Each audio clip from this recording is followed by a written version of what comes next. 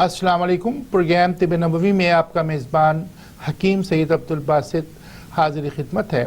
हमारे आज का मौजू है बच्चों की जिस्मानी नशोनुमा।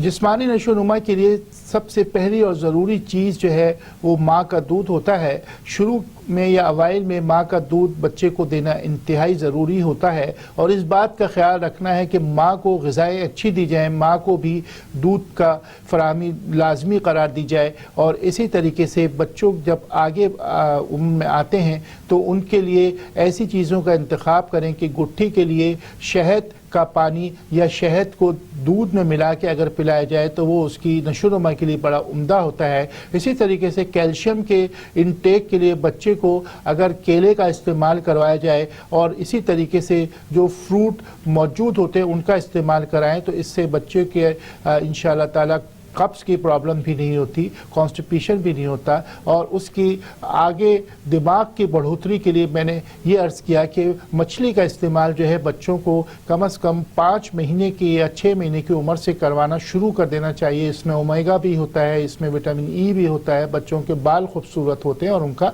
दिमाग भी खूबसूरत होता है। और एक बादाम 7वें महीने से अगर देना शुरू कर दें तो वो बहुत उम्दा होता है। आपका बहुत शुक्रिया।